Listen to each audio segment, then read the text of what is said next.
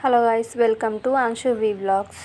ఈరోజు జవ్వాదు గురించి అయితే యూజెస్ చెప్తున్నాను. ఇది మనం ఎన్ని రకాలుగా అయితే యూజ్ చేసుకోవచ్చో కూడా చెప్తున్నాను. ఏంటంటే ఈ జవ్వాదు పౌడర్ మనకి పూజా స్టోర్లో అయితే దొరుకుతుంది. ఈ కాస్ట్ వచ్చేసి 40 రూపీస్ అలా అయితే ఉంటుంది. చూసారు కదా, ఇలా అయితే జవ్వాదు పౌడర్ అయితే ఉంటుందన్నమాట. దీంతో మనమైతే దీన్ని మనం ఒత్తులుగా చేసి అమ్మవారికి కనుక, లక్ష్మీదేవి అమ్మవారికి కనుక వెలిగిస్తే మనకి ఎంతో చక్కటిమైన ఫలితాలు అయితే ఇస్తుందన్నమాట. అలాగే మన ఇంట్లో పాజిటివ్ వైబ్స్ కూడా ఉంటాయి. అండ్ దీన్ని మనం కొద్దిగా రాగి చెంబులో వాటర్ తీసుకొని అందులో కాస్త ఈ చిటికెడంతా అయితే జవ్వాది పౌడర్ అయితే వేయాలి.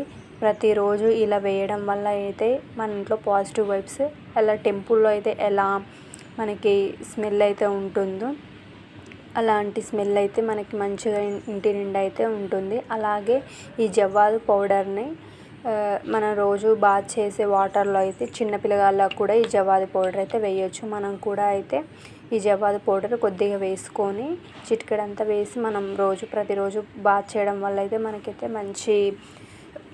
మంచి స్మెల్ అయితే ఉంటుందన్నమాట. అలాగే దీన్ని మనం అత్తర్ టైప్ కూడా అయితే యూస్ చేసుకోవచ్చు. చిటికెడంతా అయితే తీసుకొని కొద్దిగా చేతిలో వాటర్ వేసుకొని మనం ఇట్లా రబ్ చేసి దీన్ని మనం మెడ చుట్టూ కానీ రాసుకొని మనం ఏదైనా ఫంక్షన్స్కైనా వెళ్ళేటప్పుడు అయితే రాసుకుంటే మాత్రం మంచి స్మెల్ అండ్ మనం పర్ఫ్యూమ్స్ యూజ్ చేయనైతే అవసరం కూడా ఉండదన్నమాట. ఇలా ఈ జవ్వాదు యూజ్ చేయడం వల్ల అండ్ మనకి ఈ జవ్వాదులోనే మనకి అత్తర్ టైప్ కూడా అండ్ బాడీ స్ప్రే టైప్ అత్తర్ టైప్ ఉంటుంది కదా, అలా కూడా మనకైతే ఇది అవైలబుల్గా ఉందన్నమాట.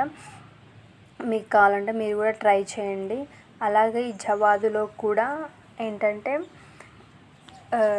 కొన్ని మనం పట్టు శారీస్ ఉంటాయి కదా, వాటిని మనం స్మెల్ వస్తుంటాయి కదా ఎక్కువ రోజులు ఉంచడం వల్ల, అలా కాకుండా ఏంటంటే టిష్యూ పేపర్ తీసుకొని అందులో కొద్దిగా జవ్వాదు, పచ్చకర్పూరం 2 కలిపి దీన్ని ఫోల్డ్ చేసేసి పెట్టాలి.